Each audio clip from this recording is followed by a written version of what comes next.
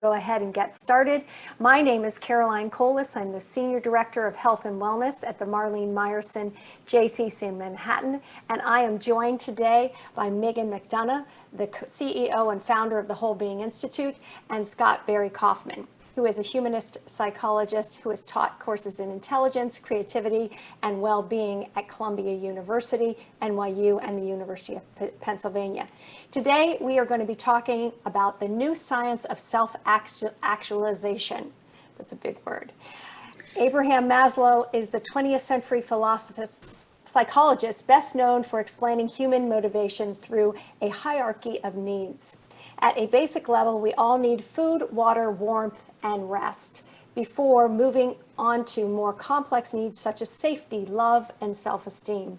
It is only when those needs are met that we can begin striving towards self-actualization and our full potential. Scott Barry Kaufman brings Maslow's work into the 21st century, adding his own research on how self-actualization affects our health, growth, creativity, purpose, and performance. In his upcoming book, Transcend, he presents a new hierarchy of needs, one that allows for both individual potential and the unification of our divided humanity.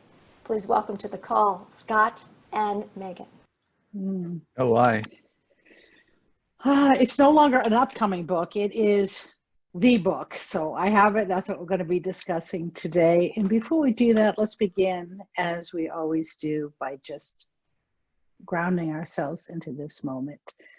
So as everybody's getting settled, you can close your eyes if you want. You can leave them open. It doesn't much matter. We're just going to take a pause point so that we can arrive here mentally. We're here physically, but let us also arrive mentally. I invite you to take a nice deep breath in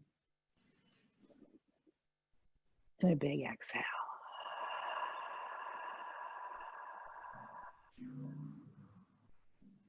Another deep breath in. Big exhale.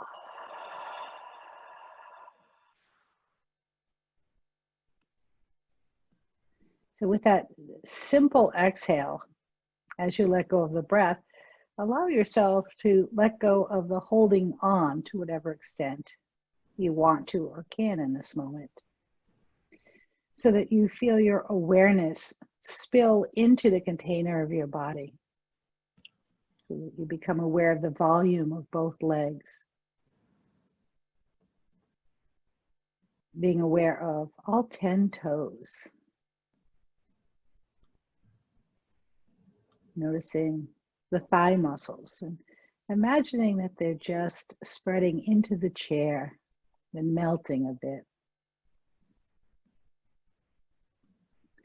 Letting your attention fill up your torso so that you notice the whole length of the spine, right from the base of the tailbone to the top of the head. And invite the metaphorical backpack that you've been carrying around, just allowing it to drop next to you. You can always pick it up afterwards if you'd like. And as that weight drops away, find some space between your shoulders and ears. And notice the whole length of both arms.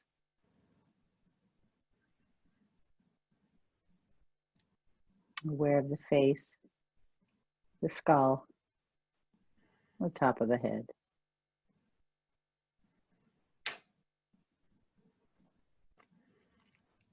Deep breath in. Big exhale. And as you become aware of the outside world, go ahead and open your eyes and take a moment and scroll through the pages of people we have in our community right now. So just taking a moment, looking through and maybe seeing some familiar faces from our sessions. It's so nice to see the same folks. And even if you just see names, just imagine the people behind those names. Welcome, everyone.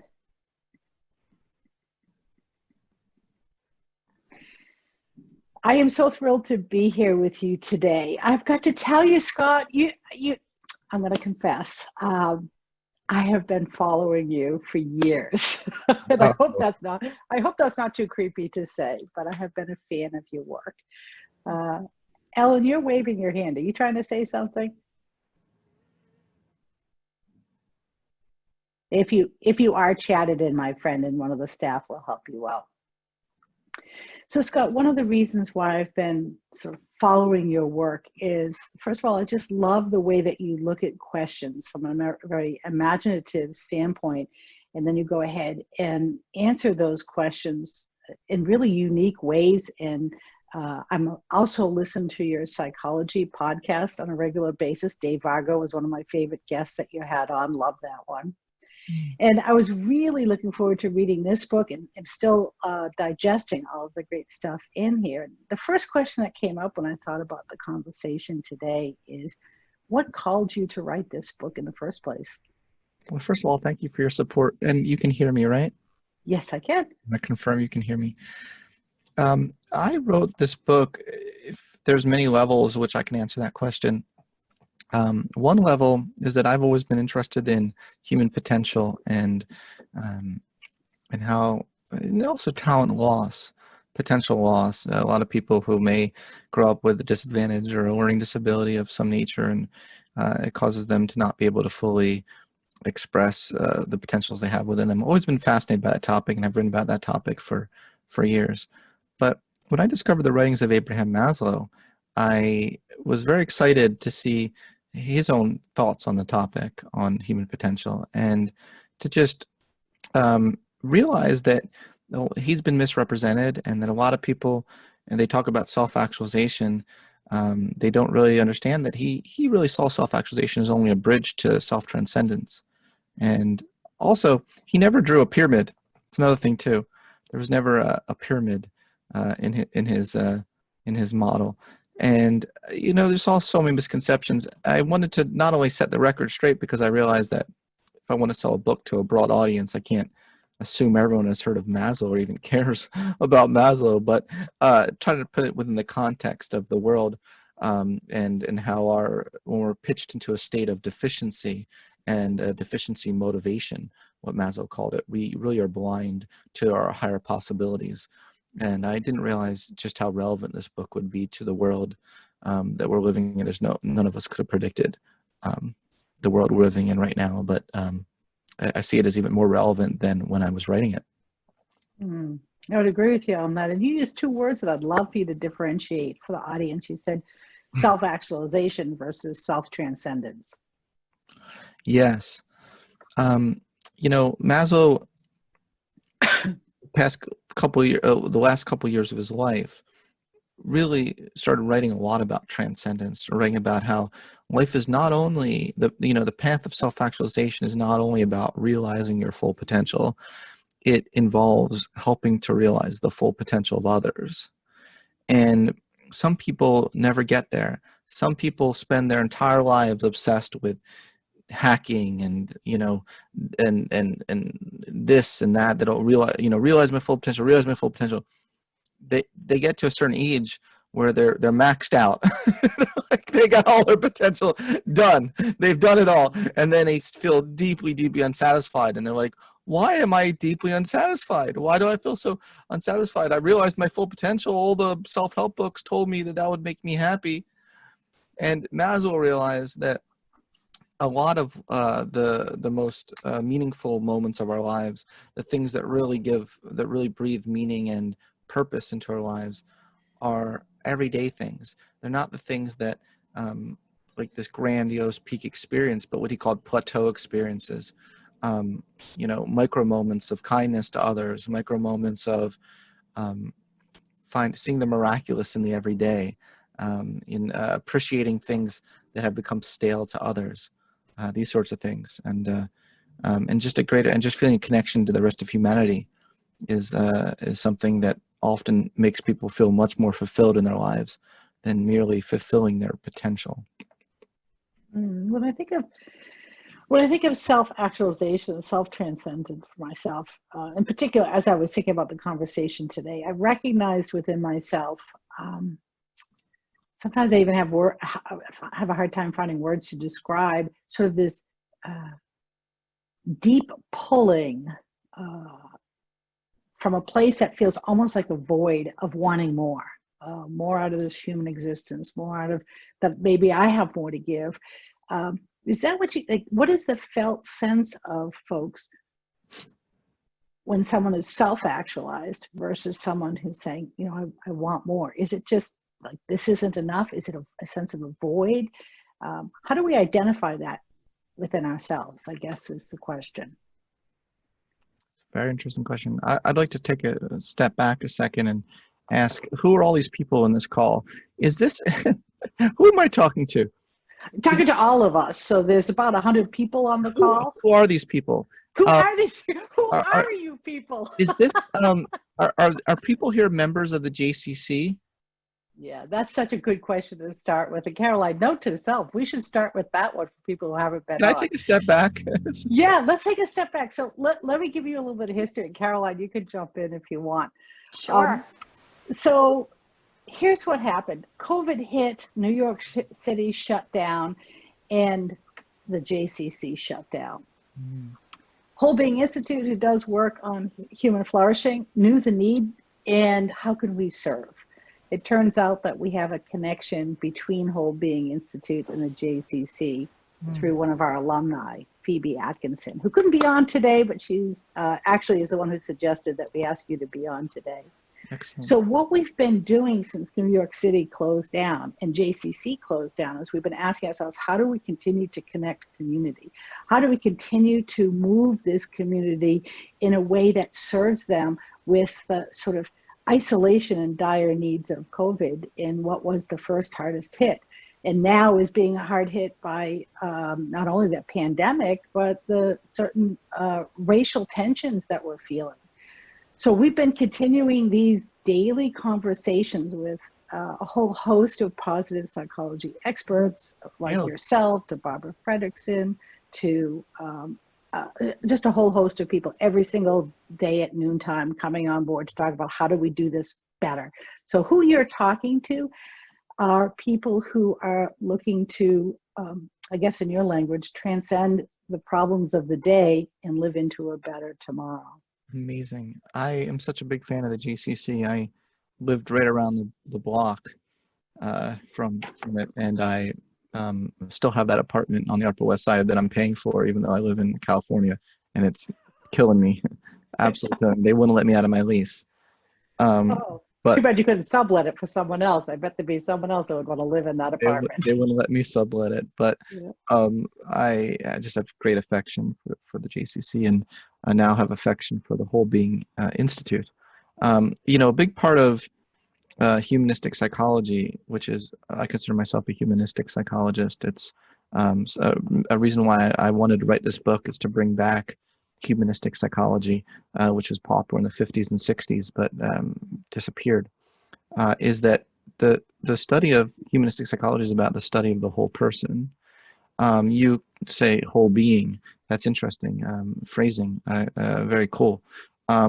But what does it mean to be a whole person? The original title of my book was not Transcend. The draft I submitted, the first draft, the title was How to Be a Whole Person. That's what this book was going to be called.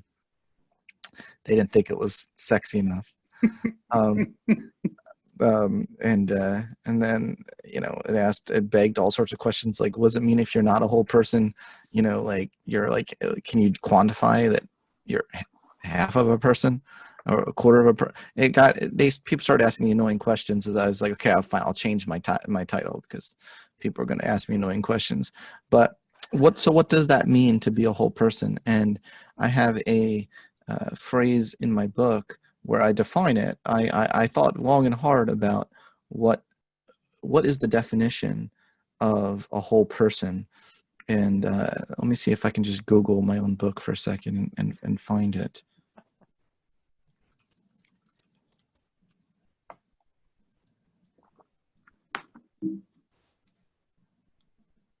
and all of you, while Scott's looking that up, if you have specific questions, I have like my list of questions. And actually, Scott, one of them is what the heck happened to humanistic psychology? Where did it go? But if you have your own questions, please type it in and we will gather those questions as we go through. For sure. So here's a paragraph I'd like to read. Wholeness, let's see if maybe I can put it in the chat log. I put it in the chat log. So wholeness is an aspiration, not a destination, is a process, not a state that is ever achieved. If anyone tells you they are completely whole, you might want to check to see whether they have any electrical wires growing out of their back. They're probably not human. Thanks for smiling, Michael. That's my corny humor. Let's see. The process of becoming a whole person is an ongoing journey of discovery, openness, and courage, in which you reach higher and higher levels of integration and harmony within yourself and with the outside world, allowing greater flexibility and freedom to become who you truly want to become. Since you're always in a state of change, you're always in a state of becoming. So this idea of whole person, becoming a whole person as the goal is not what I'm about, but it's about constantly moving in that direction, and doing the things in your life that allow you to bring your whole self to the table. So if I'm feeling fear, if I'm talking to someone and I feel like they're judging me or discriminating against me, I will be pitched into the state where I'm not bringing my whole self to the table. I'll become guarded, right? I'll become nervous, unsure of myself. When I was younger, I was in special education for an auditory disability, and people teachers would treat me like I was dumb. I know, can you imagine such a thing? But up to ninth grade, teachers had very low expectations of me and my friends in special education, and I saw how that affected me and my whole being being expressed. So it really is about a momentary to momentary process of allowing us to have the maximum freedom to move in any situation. So that's how I see it, but I'd love to hear how you see it, considering it's the whole mission of your institute is. Yeah. So it's interesting that you pull out that, because I've got to tell you, this is, I read that and I made a mark in the book, and it was one of the questions I was going to ask you about, that definition of wholeness, because fundamentally we do see it here at Whole Being Institute differently, that rather than wholeness being an aspiration, that wholeness exists. Whether or not we experience it is another story. Whether or not we see the wholeness or accept the wholeness is a different story, but wholeness is there. So I think when we think about Whole Being Institute, we look at whole person well-being and those two things together. There's competing philosophies. When I listen to some, like the Calm app or something, sometimes they'll say things like, close your eyes and realize that you're already whole, and I realize that's a certain philosophy. I don't agree that's true though. Yeah. So welcome to disagree. We're okay with that here. I think both perspectives are sort of interesting to play with as an inquiry, right? What are we pushing away? So one of the questions I always come back to when I think about wholeness is the idea of self, because this definition of how we define ourselves many times excludes some of the things that we wish weren't part of us, and that's an exclusion of who we are anyway. So this definition of self, how do you think about when you talk about self-transcendence or self-actualization? That term self comes first. So what is your take on this weird concept of self? Yeah, to me, it's all about integration, and that's what I focus on. Is becoming a whole person means becoming one harmonious unit, where you're not fighting a war within yourself. It seems too easy for me. I didn't say you did this. I said I disagree with the meditation apps. That's what I was saying. So I love the mission of Whole Being Institute. Don't worry, it's all good. But when people say things like, you're already whole, don't worry about it. It's like, that's too easy, like Mm. working on yourself is a good thing, like don't give people a get out of jail free card. No, there are a lot of assholes in this world. Like, don't tell an asshole, like, if you just close your eyes, you're whole. Like, what the hell's that? Like, give people, let people, like, why would you lie to someone? Yeah. Let people realize that we're all in this state. That's the thing, is we're all human. We're all in this state of becoming together, all of us. And the thing is, no one's exempt from that. I don't like it. I also don't like it when the gurus, certain gurus who, maybe they'll abuse their position of power, but then they'll go and they'll talk about how they're enlightened, and they're whole. And I'm like, no, that's BS too. Like, you need to work on yourself too, just like the rest of us. So the way I see it, is it's all about the integration, the harmonious unit. And that takes a lot of work. That takes a lot of being conscious of the ways in which different parts of yourself are fighting with other parts of yourself. And also which parts of yourself are taking you away from the best parts of yourself. And I think that's a very worthy project. If I didn't believe that people couldn't grow and move towards this, I wouldn't write a 400 something page book. But also, if I believed that if all you had to do is close your eyes and you're there, then I also wouldn't write a book at all. So I hope my point of view is coming across a little bit, and I'd love to hear people's thoughts in the chat box and stuff along these lines. But I think that we need to consciously steer our lives in the direction we want to become, or else we'll be slaves to our unconscious drives. We'll become slaves to lots of external pressures and things that people tell us, ways that we should be. Karen Horney, one of my favorite psychoanalysts, called the tyrannical shoulds. And if we need to get rid of those tyrannical shoulds in our lives and learn how all these parts of ourselves, including our quote dark side, how it all work together, and we can be comfortable in our body. That takes hard work. Yeah, she would talk about that sense of she'd use core self. She said the real self, or and these terms all get very confusing for those of us who don't call ourselves psychologists, to think about authentic self, art self, real self, aspirational self. We live in a being that has this multitudes of selves, and maybe that's the wholeness that we're all trying to get our heads wrapped around. Who am I? Who is this being? So I'm getting some notes in. Donna says we're frozen. Caroline, let me know if it still looks okay on your end. If not, Donna, it might just be on your end. I thought it was a commentary on America's society. Oh, maybe it is. We're just frozen. Maybe that's how I saw it. It's actually looking good on my end. All right, thanks. So let me just take a moment and look through. Lynn Schiller. I get excited by the ones who disagree with me. Those are the ones good. So Lynn Schiller said about gurus, I think we're in a place of rapid evolution and everyone is doing the best they can to communicate the messages they're receiving. I think that's true with a lot of people, but I actually I think there are definitely gurus out there who project a lot of their own pain and trauma on abusing and taking advantage and exploiting people. If we ignore exploitation 100% and just say everyone's just trying to do their best, I don't think that's fair. I'd love to hear if Lynn's agreed with my clarification of that at all, or if they disagree. They think even still the sexual predators are like, just doing the best they can. Really? Do we want to say that? Do you know what I mean? Yeah, and Scott, I've got to tell you, one of the things that sort of is an allergic reaction on my end is that people tend to use the word self-actualization as sort of spiritually superior ways of relating to others. I have a real allergic reaction to that.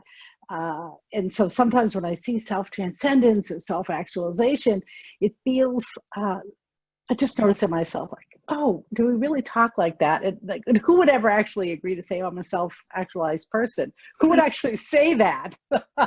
I completely Watch out agree. for those people. And this is exactly right. I'm glad you made that point because I defined healthy transcendence in my book versus unhealthy transcendence. This is a distinction I try to make. And Lynn's, by the way, thank you for the dialogue. I really appreciated it. I love when people disagree and then we can discuss. So thanks, Lynn's. I appreciate it. And I appreciated your follow-up there. I read it. Um, yeah, I defined healthy transcendence as not being above anyone else, but being part of humanity as much as possible. See, my definition of transcendence might be different than other people's notion of transcendence. Yeah, actually, I thought maybe I could post this paragraph. Can I do this for my book? Yes, please. If I post enough, then the whole book will be in the chat. Okay. All right. There might be some page breaks or something because I'm pasting this, but yeah, okay, that didn't come out just as I was planned, but let me know if you could still read it at all. Yes, I can still read it. Yes. So the healthiest form of transcendence is not about leaving any parts of ourselves or anyone else behind, or singularly rising above the rest of humanity. A healthy transcendence, as I see it, is not about being outside the whole or feeling superior to the whole, but being a harmonious part of the whole of human existence. It's also not a level any human ever actually achieves, but it's a north star for all of humanity. In a nutshell, healthy transcendence involves harnessing all that you are in the service of realizing the best version of yourself, so you can help raise the bar for the whole of humanity. So I guess it's a bit of might be different than some other people's conceptualization of transcendence, but that's how I see it. Mm. Thanks, Scott. Before you posted that, I actually want to circle back because I saw an excellent question from Raphael right before you posted that, which was a question about what about systemic barriers to transcendence? And given where we're at today with some of the protests and social injustice, how do we consider or think about the systemic barriers or societal barriers to transcendence? Societal. I've been talking about that a lot lately, and interesting enough, that's what I've been focusing on when I give book talks now. Is there are an awful lot of barriers to self-actualization that are environmental. So not all of it comes from within, like the barriers we put on ourselves, even though we do put a lot of barriers on ourselves. A lot of barriers do come when people aren't given the resources or supports, structures. They might have amazing talent. They might have a amazing potential to realize something, but they are so concerned and focused on security and having those needs met on physical survival sometimes. And I talk in my book as well about how discrimination and well, let's just stick with the discrimination for a second. For anyone who's discriminated against, whether it's your color of your skin or your gender or your learning disability, I think a lot of us can know what that feels like to be discriminated against. And when we face discrimination, we don't feel comfortable being authentic. There's some really interesting research showing that, on the research in positive psychology on authenticity, that research leaves out a lot of people who are marginalized in our society, and there's lots of ways that you can be marginalized in our society, and that don't feel like they feel like they might even be killed if they feel authentic. They may be bullied, and that's a part of the psychological literature I think needs to be discussed more. I talk about that a little bit in my book. I have a sailboat metaphor, so I should probably bring that up. Instead of Yes, that was on my list too to talk to you about. I like that metaphor. I axed the pyramid. And do you want a And picture? I actually teach your metaphor because I like it. Do you want me to put up the slide that shows it? Would that be helpful for folks? maybe, yeah. Let me do that. And if it doesn't work for you, Scott, we'll talk it through. But here's what I have. Oh, I love that. Oh, you right along with reimagined your book, so you can see your book. And you reimagined my sailboat. Love it. Well, yes, this is my lame excuse of PowerPoint little. Well, that's really there great. we go. Please send that to me at some point. Yes. But that slide. But yeah, the deal with this is that we can't fully open our sail and feel vulnerable and open to the winds of the ocean as we're traveling through the unknown of the sea, until we feel like our basic needs for safety, connection, self-esteem, we feel respected, we feel liked, we feel safe. Um, that boat, if it has leaks in the boat, you're not going anywhere. You can't move in your desired direction. You can't realize your purpose, right? But once that's secure, we also can't stay in the boat our entire lives, or else we won't go anywhere, you know. And actually, in the picture from in my book, there's a specific addition that's not depicted here, and that's there are other boats there as well in the diagram. You know, we're not in the sea together. We're not in the sea alone. We're all moving in our own direction, but we're all in the sea together. And at any moment, a wave can come crashing down on all the boats at the same time, and then all of a sudden, we all have to work together.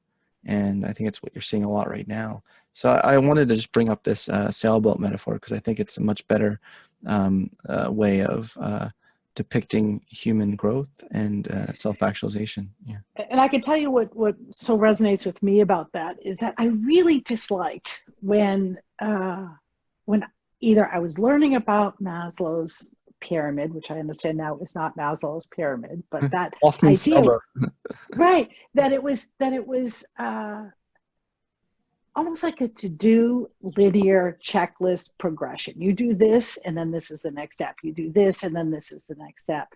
And what I love about this metaphor is your sail is not going to go up really high if you are scooping water out of your boat. Right. If you don't feel like this is a container that will carry you, you're not hoisting that sail up. And so there's a sense of movement, of change too, that if a wave does come and the sail does come down, okay, there's some repair that needs to be done, and it's more of a journey than it is, let's check off one step at a time.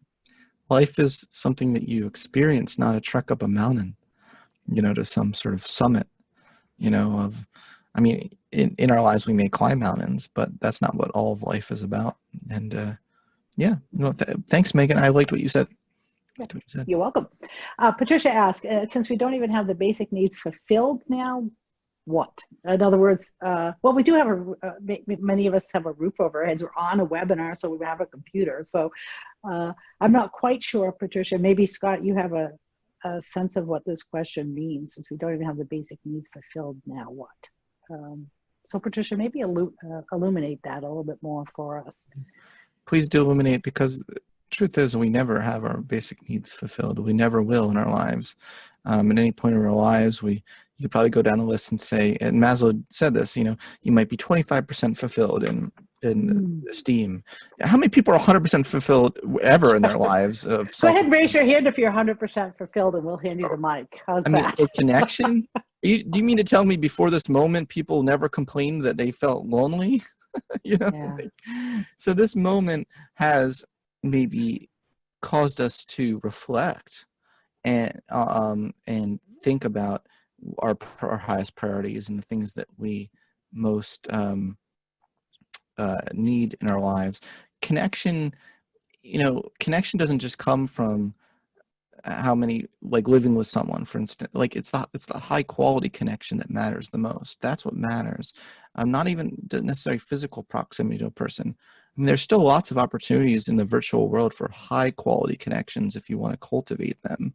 High quality connections are connections in which there's great mutuality. There's great pulling of needs, as Maslow called it. My needs become your needs become my needs. It's different than the need for belonging. A lot of people in their quest for intimacy may search for belonging and then realize that doesn't satisfy what they're really looking for, which is intimacy. There's lots of ways we can belong. We can belong by saying, I'm a Democrat, and then joining, a Democratic organization. And then you feel like you belong as part of that group. But that group only really cares about you probably to the extent to which you care about their goals. But how much do they care about your whole being?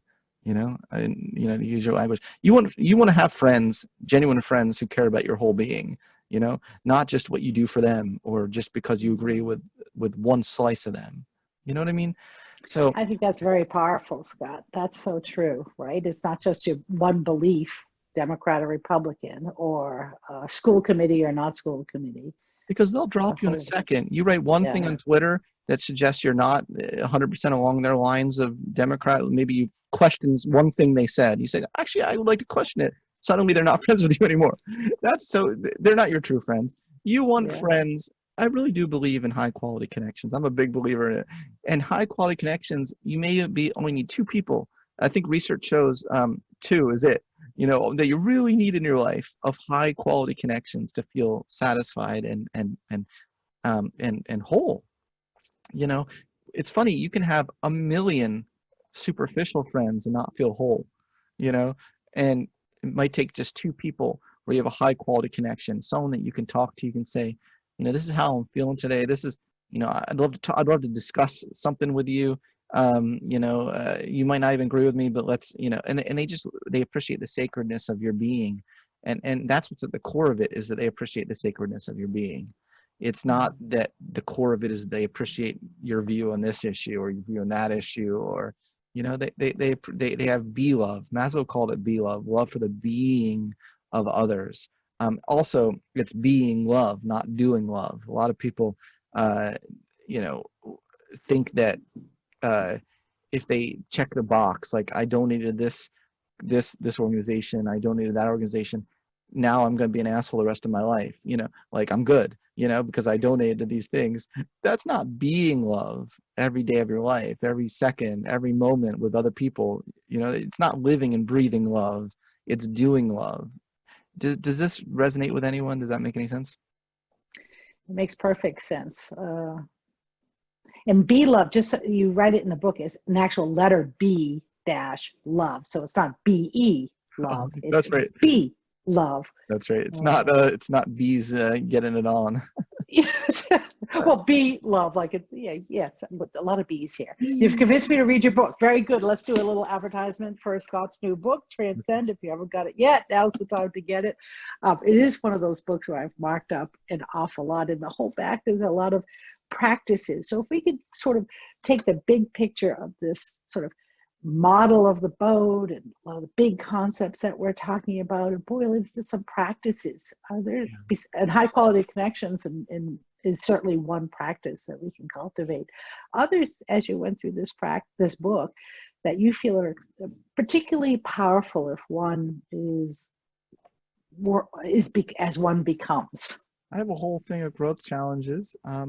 Also, can I make an announcement? I'm going to be putting up a course. I'm going to be doing a course. Yes, please do. I'm going to be doing an 8-week course, maybe starting July, virtual. So if people can go scottbarrykaufman.com and sign up for my newsletter, and I'll announce it if they want to be notified of it. But Ellen, maybe you want to type that in for me. That would be Yeah. great. scottbarrykaufman.com. Yeah. Let me do that.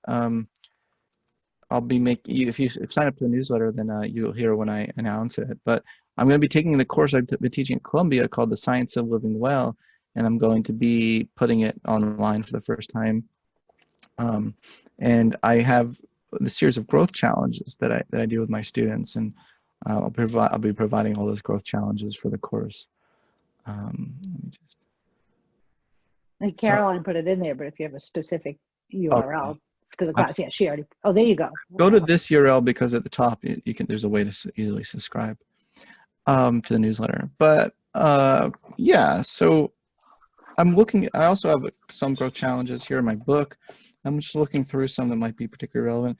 I really like the Explore Your Dark Side one. My students really like that one, where you really reflect in your journal some questions that you want to think about mindfully about your uncomfortable emotions. See, I don't like the phrase negative emotions. I prefer the term uncomfortable emotions. I don't like the phrase positive emotions. I like the phrase comfortable emotions. A lot of emotions that seem positive, that we call positive in positive psychology, can really blind us to things. Like sometimes being too optimistic when everyone else around you is suffering blinds you to their suffering. So I think we actually shouldn't think about things as either positive or negative. So in this journal, reflect upon your dark side. What might come to mind when thinking about your own dark side? What are a few situations in your life that make you feel particularly negative? For example, time spent in a particular place. Look at the triggers and really think that through with certain people, things that you often dread but have to do. What is something in your life that you struggle with or see as a potential scar? Consider in what ways have you coped with the negative emotions, emotional scars, or negative parts of your identity. In what new ways might you be able to take these negative emotions or scars and do something productive with them, such as making small personal improvements or connecting with others rather than judging yourself? How might your dark side make you a better friend, student, or person? How does your dark side serve you in helping you become a whole person? Really entertaining those questions for the first time. We already talked about cultivate fostering high quality connections. Also important to grow and cultivate a secure connection with a partner. I have an exercise here for doing with a partner, but it's too long for me to read, so I won't do that. But How about death? Because how about contemplating death? Because you wrote pretty powerfully in your book about the experience you had when you went through that. The end game, is that what it was called? Where you're called it's called The End. the end, oh, not the end game.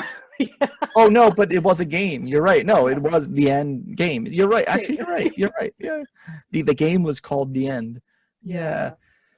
Boy, that's a topic. Death. Wow. None of us escaped that alive. But what I liked about that is not what I liked about death. Who likes to think about death? But there is something that's weirdly enlivening about really contemplating that your time here is limited. And in that itself, do we not transcend some of our pettiness if we recognize? And I was particularly touched when you talked about reading the very last note that Maslow wrote in that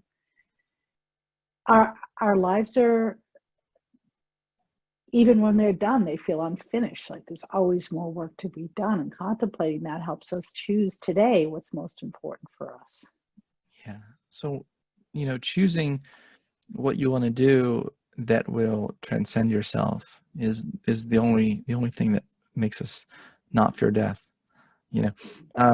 People like dissolution of the ego is, and there's lots of ways of getting that. I mean, some people get you can get an instant transcendence through LSD or psychedelics, right?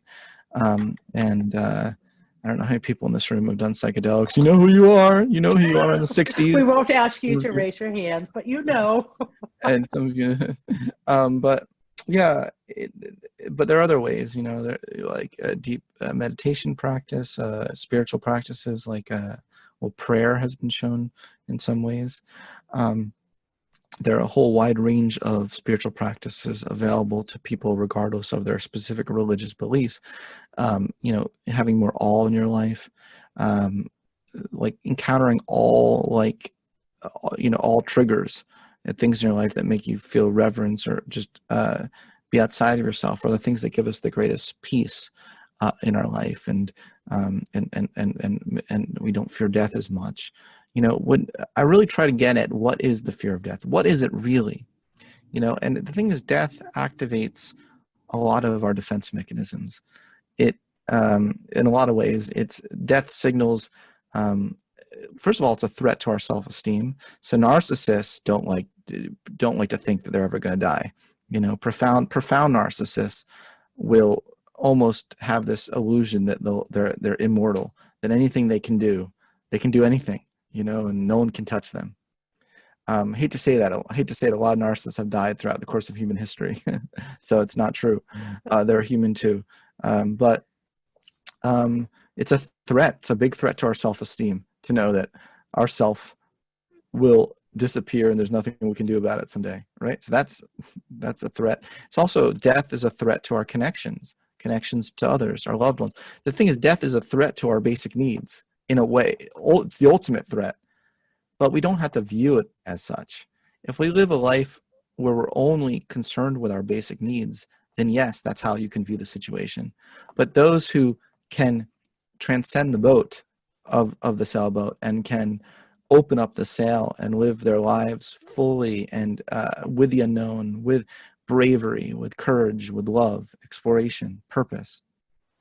You move in that direction, you find you become not so concerned with death. It's the only people who are so preoccupied tend to be the ones that are in that boat. You know, does that make sense? I go through it quite trying to hold on to life instead of experiencing and living into life. When you're actually living into life, life itself can really fill you up, if I hear what you're saying correctly. Yeah. These comments are making me chuckle. My comments? Oh, yes, right. Some of these comments. Who's Caroline? Caroline there she is. So Lisa Brandis said Caroline is all that. What was that? Caroline is all that. Yeah, she is. She's an amazing leader. I did like Donna's question about realistic expectations.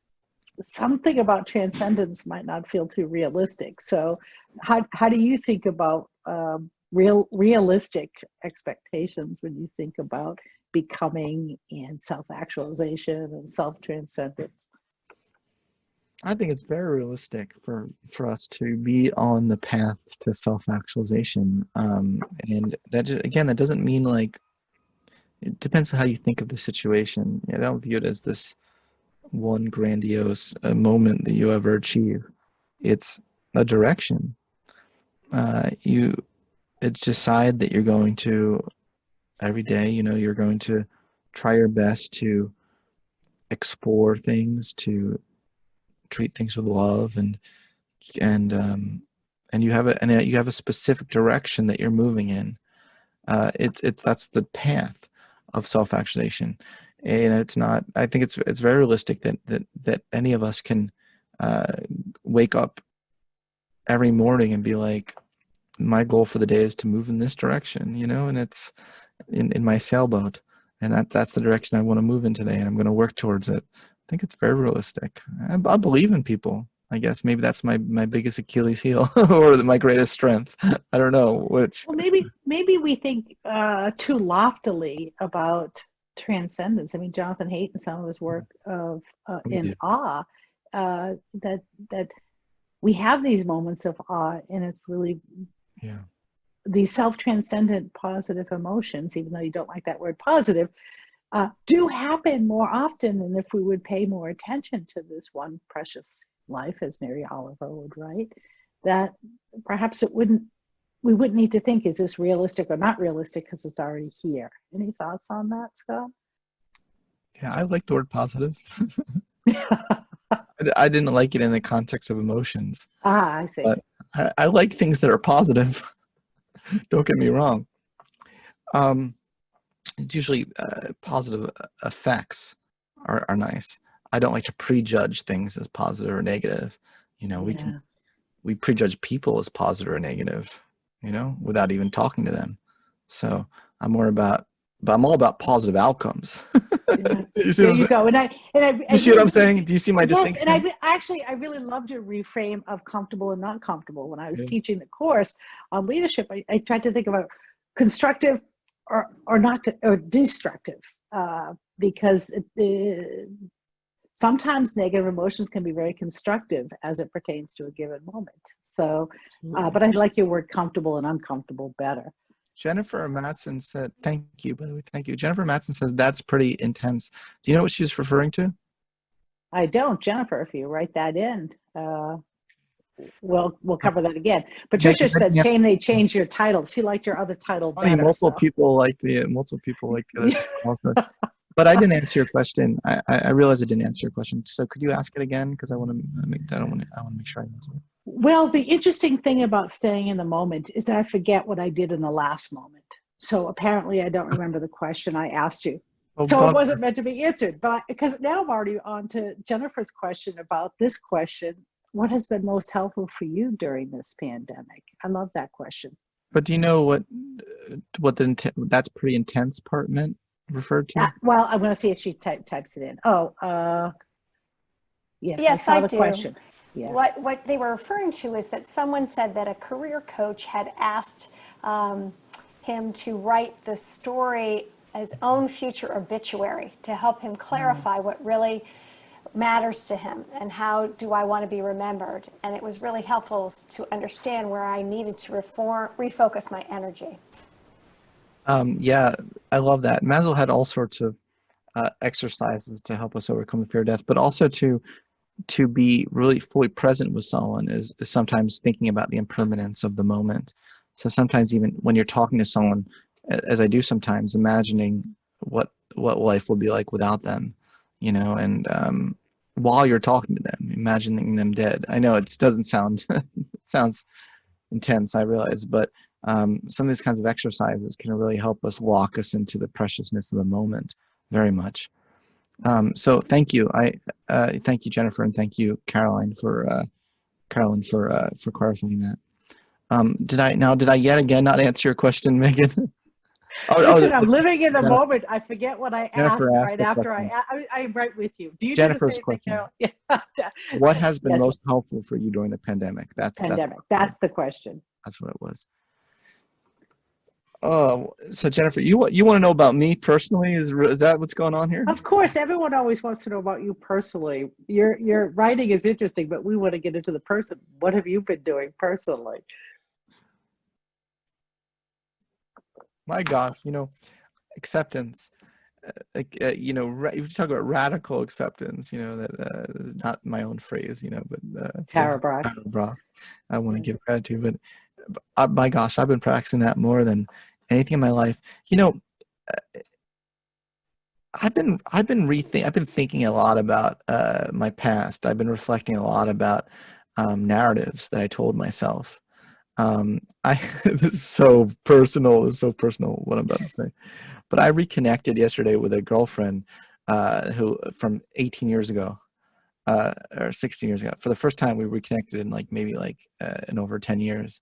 And we had a Skype chat, and I asked her lots of things I wanted to know about, what was your perception of that moment? She's like, I don't even remember that moment. What are you talking?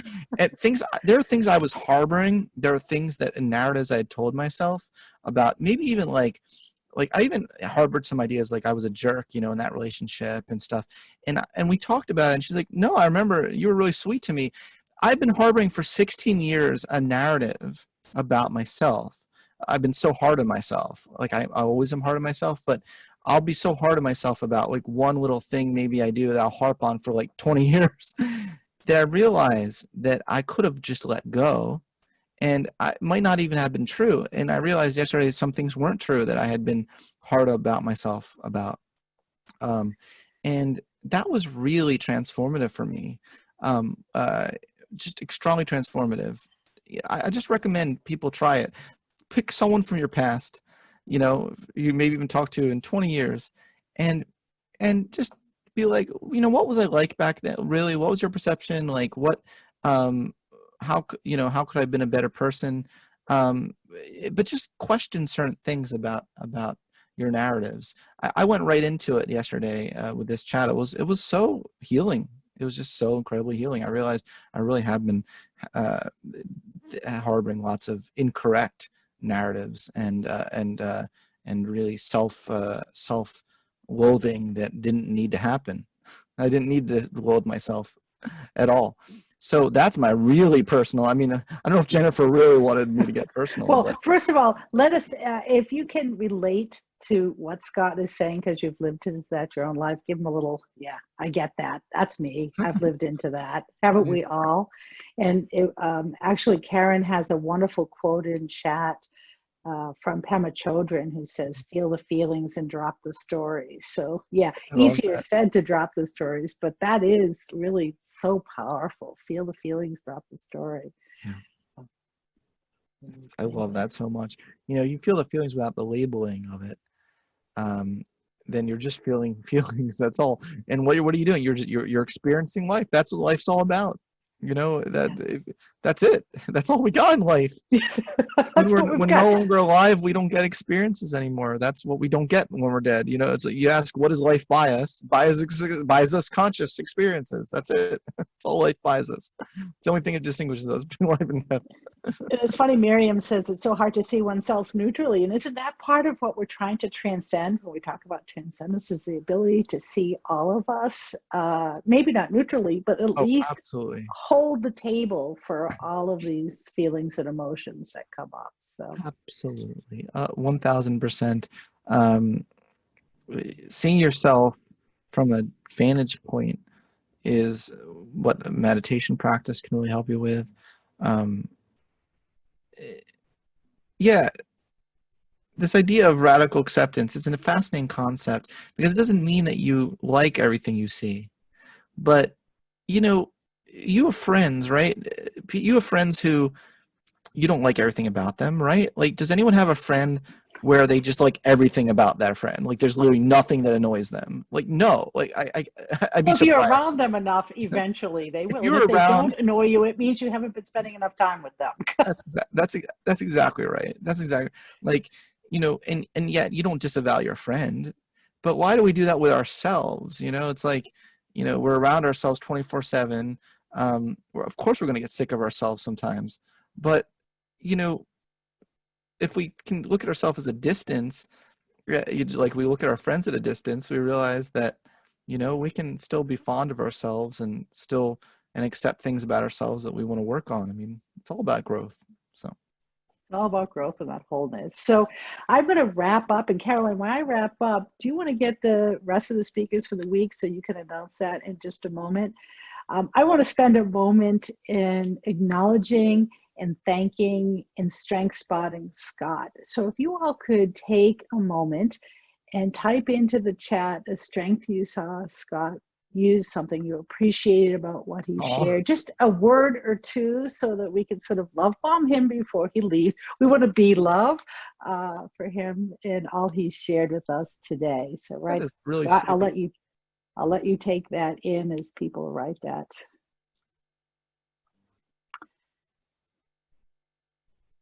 And personally, I'll say that I really enjoyed the genuine conversation. And I didn't get to some of my questions, one of which was, I really am curious what it was like to go through some of Maslow's notes and how you made sense of all that. We're going to have another conversation because the whole process of sort of thinking about this book and gathering the material, it sort of got me fascinated, not just with the content, but how you went about Oh doing my that. gosh, thank you. This is amazing. Will you send me the chat log afterwards? Yeah. I can send that to my mom because Yes, and let's not close this out before I grab those, she's gonna want to Caroline. read these comments. Trust me. Yes, there's a lot going on here. And while I've got that, while that's going on, there's one thing I also want to share with you Yeah. in terms of the group. Where did I put that? This. Some of you are asking about the next courses at Whole Being Institute about coaching. I want to let you know that Positive Psychology Coaching Fundamentals is opening. So there is the link for those of you who want to use positive psychology in coaching. So we've got Scott's book. We've got his online class that he'll be teaching. We've got the positive psychology and coaching class coming up. These are invitations for how do we develop, because development doesn't happen in isolation. It happens when our boats are rocking together out in the sea. So let's play some more. Caroline, who else do we have on for the rest of the week? Well, we have tomorrow, I believe, let's see, I put it in here and let me just see. I believe we have, is it Sharon Peppercorn? Susan Peppercorn. Susan, okay. And we have Catherine Flavin, who's coming on. She's going to be talking about leadership. And, I did this in the, okay, here we go. Yes, gets out in the chat. Yeah, let me tell you about Susan. She does a lot of work about career shifts. So those of you who are trying to find a job during COVID, she's going to be offering you suggestions on how to do that. And that's making tips for making successful career transitions during COVID-19. And then we have Motherhood and Asset for Leadership with Catherine Flavin on Wednesday. And then we are going to have an interactive discussion with Cindy Stack on improving leadership as well on Thursday. Excellent. So we have a lot of really just intense and interactive and exciting perspectives on leadership. And Scott and Megan, it was just so interesting for you guys today to hear your conversations. I thank you so much for joining us for this Lunch and Learn series and for your time and your heart. Thank you for inviting me, and I'm a big fan of the Whole Being Institute. So let me know how I can continue to help and Yeah, and yeah, my criticism was of the apps earlier, not of the whole being philosophy. I am glad that we had a chance to finally connect, Scott, and I'm very glad that I had a chance to connect with you all. So I invite you to take a deep breath in. And as you exhale, just look someone else in the eye. And as I've said before, it's not creepy because they don't know you're looking at them. And from your heart, just say to them, may you be happy. May you be healthy. May you be safe. May you live with ease. Deep breath in. Exhale. Have a great day, everyone. Really a pleasure to be here with you all. Bye.